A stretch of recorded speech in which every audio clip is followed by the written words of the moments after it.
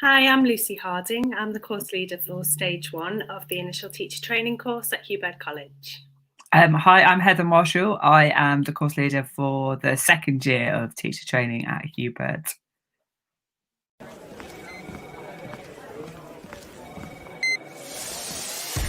Reach your goals by doing something you love. Service. Up your game and prove the doubters wrong. Believe in yourself and achieve your potential. The career you want is waiting for you. The opportunities are here. The expertise are here. The support is here. The inspiration is here.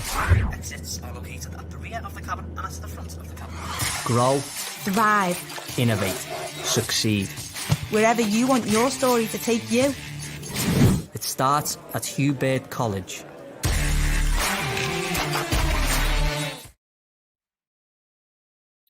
Welcome. So the Initial Teacher Training course at Hugh Baird is geared towards post-compulsory education.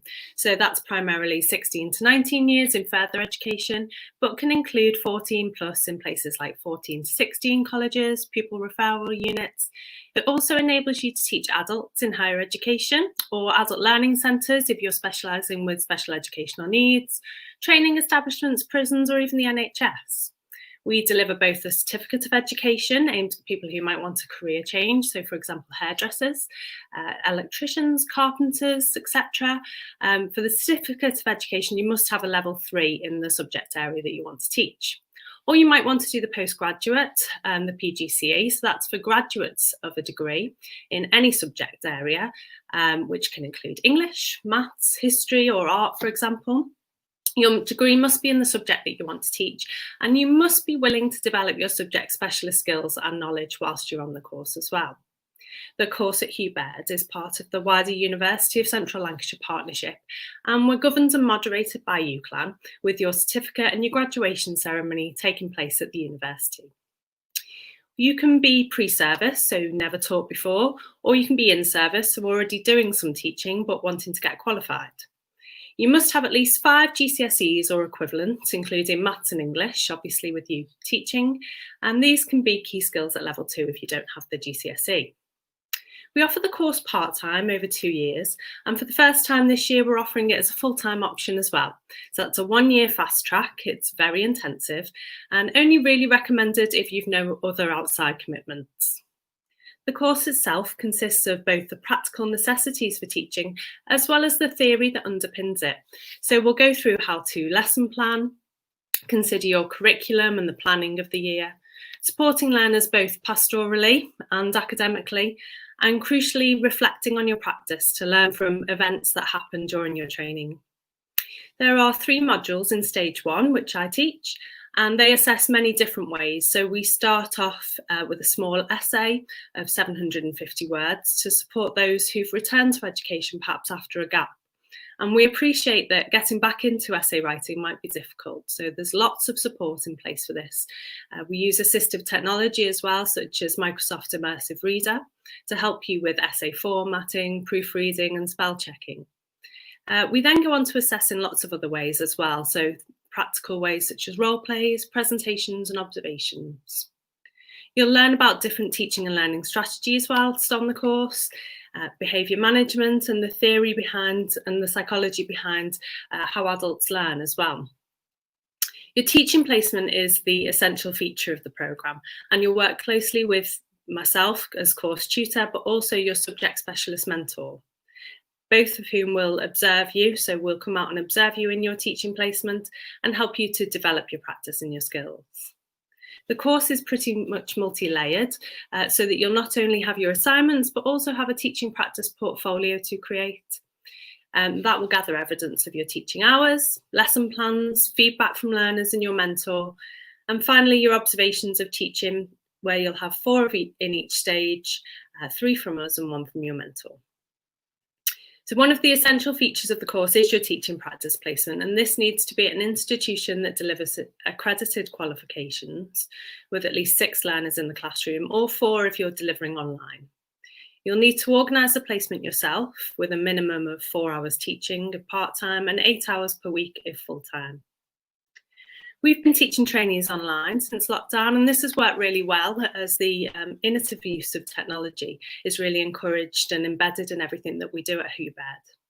All of our trainees have undertaken a Microsoft Innovative Educator Award, and so we found the transition really from online teaching and learning pretty seamless.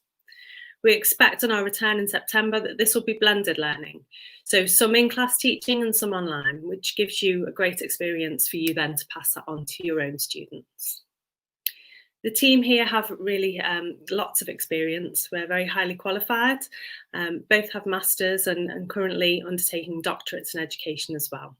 Have over 30 years of experience between us, both secondary and further education.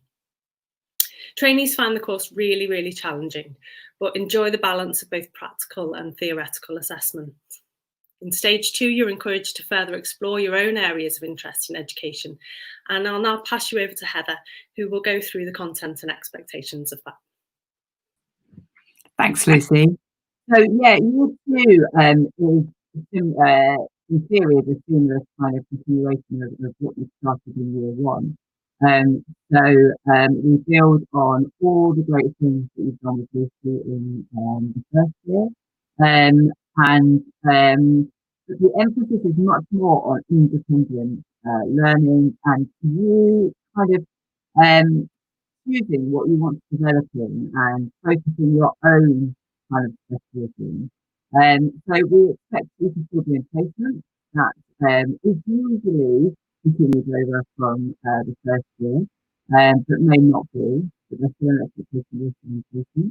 Still an expectation that you develop your teaching portfolio, your evidence, and that's very important for you to kind of document all the great things that you're doing.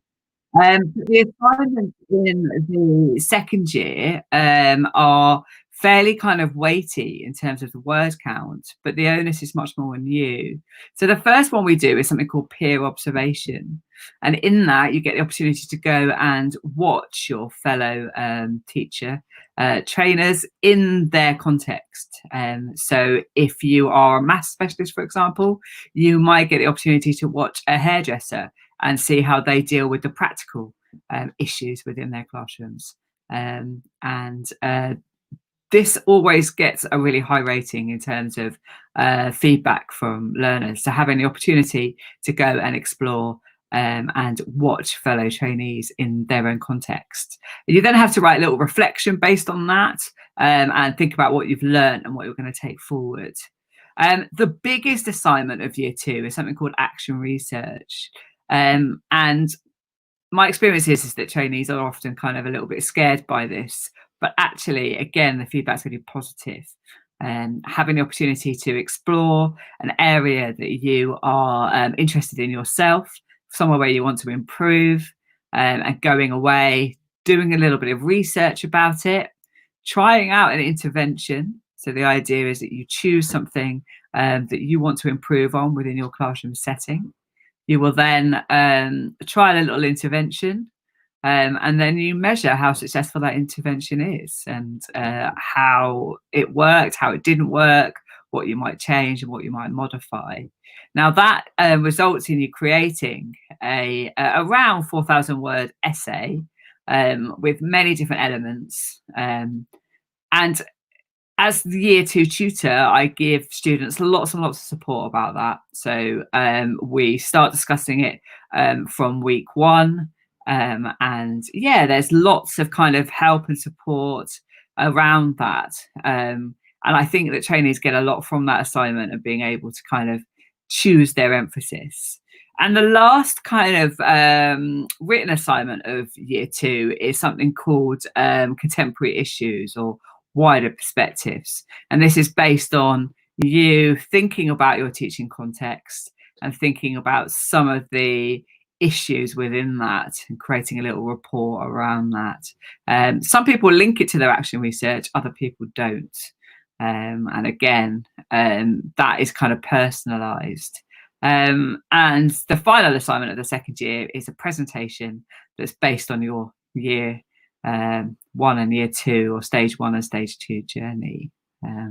So or the information that Lucy's already given you all still applies in the second year. There's just that onus on kind of personal development and continuing to develop your teaching skills and alike. I think we're now going to open up for questions. If you'd like to kind of comment for your question. So there's a question from Rob. Do I have to get my own placement? So yeah, we encourage you to organise your own placement if you can. Ordinarily, you might already have some links with colleges or areas that you've already worked in, especially if it's your subject specialism. So you've probably got a better idea of where you would want to work and what area you want to specialise in than we do. We can't be experts in all the different subject areas. But if you are struggling getting a placement, that's when we'll step in and put you in touch with any of our contacts, particularly at Hugh Baird, but also elsewhere in Liverpool and Sefton as well.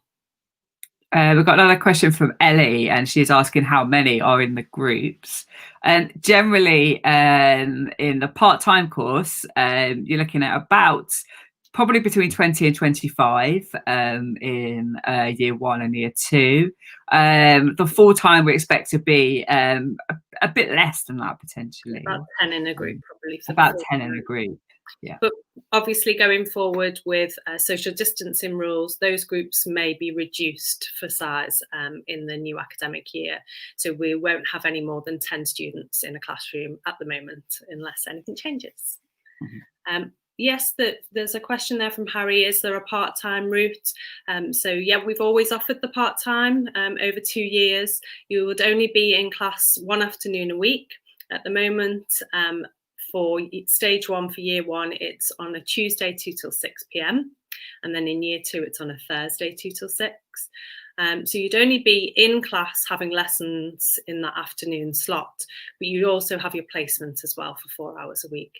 So you could squash that all into one day and just be at college 1 day a week and work around that, or any other commitments you've got could work around that. But obviously if you're full-time, then the expectation is that you're in college 2 full days, you're on your placement 2 days, and then you have a day of independent study. So it's much more intense if you're doing the full-time. Excellent. We've got another question from Sarah, and she's asking, what can I do once the course is finished? So you will be credited to teach within kind of the post-compulsory section of education. So as Lucy highlighted in her opening speech, that might be a pupil referral unit, it might be FE, it might be HE.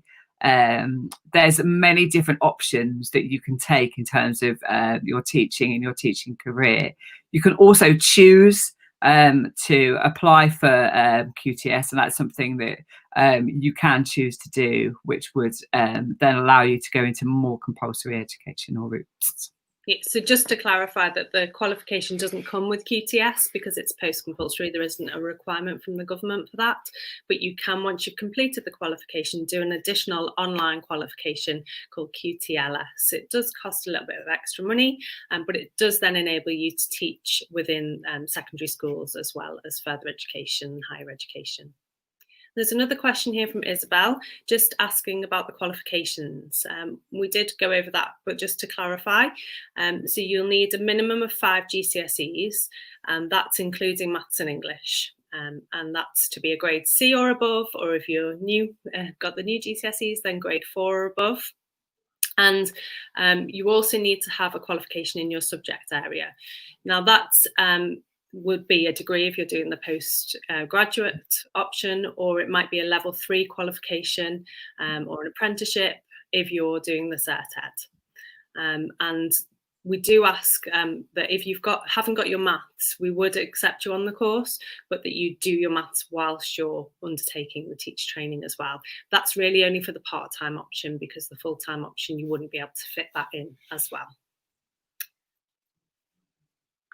So another question from Keris around the commitment to the full-time route, especially as a mature student. So the expectation on a mature route is that you are in college and pretty much available, including your placement, kind of full-time. So if you think about a full-time job, the expectation would be that you are studying full-time. It really is very intensive, the full time. It's we can't emphasize that enough. It will be 2 days, 9 to 5 in college with us, learning your subjects, learning the theory that underpins it and doing your assignments and your portfolio. And then you would be 2 days a week on your placement, and then you'd have 1 day a week to do independent study. I would imagine you probably also need a day at the weekend to do some independent study as well. So it really is full time, and it will be very intensive for that year. There's a question here from Tim asking, what does it mean when you say validated by the University of Central Lancashire, and what benefit does that have? So because we are part of the partnership with Central Lancashire, and we're in a partnership with lots of other colleges, so that's Wirral and Wigan and St Helens and Southport. We're part of a cluster group, and there's so many benefits to that. So we obviously share best practice with all those colleges because we are a partnership. We meet on a monthly basis and moderate each other's work. So the expectation and the standards are very high with it being teacher training. We are also then moderated again by the university. So the university will come in and visit us twice a year. And 3 times a year actually, twice a year for yearly meetings, and then they'll also come in and look at everybody's portfolios. So they will externally moderate the portfolios. So it's a little bit more intense than that you would have on a normal degree. With it being teacher training, it is obviously the standards and the expectations are very high, so that when we put that stamp of approval on your certificate to say that you can be a teacher, it's not only been verified by the college, but also verified by the university. And there's another question from Gary about contacting us as the tutors in education, and that's certainly possible. My email address is heather.marshall@hughbaird.ac.uk, and yeah, any inquiries can come to me. And same for me, so it's lucy.harding@hughbaird.ac.uk. I'm very happy to take questions via email, for you to send CVs through and ask anything about the course, or if you need support in finding a placement as well, we're happy to support you with that. So with regards to the cost, Jasmine has asked, what is the cost and is there any funding available? So the cost of the course for part-time is £3,000 per year, and full-time is £6,000 for the full year. You can self-fund that, so you can pay for it yourself. You can have your employer fund it for you if you're working within an institution already, or you can apply for a student loan through the Student Loans Company, supported by the government. So you will be, if you're doing the PGCE, you'd be eligible for both the fees being paid and for a maintenance loan.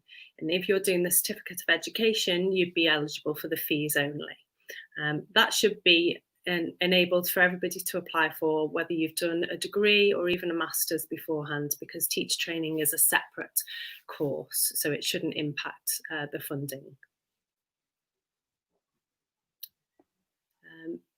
Do you want to take this one, Heather? Yeah, so we don't actually so James Ryan, I'm a assessor at Hugh Baird. I'm coming to the end of my edge of Southport.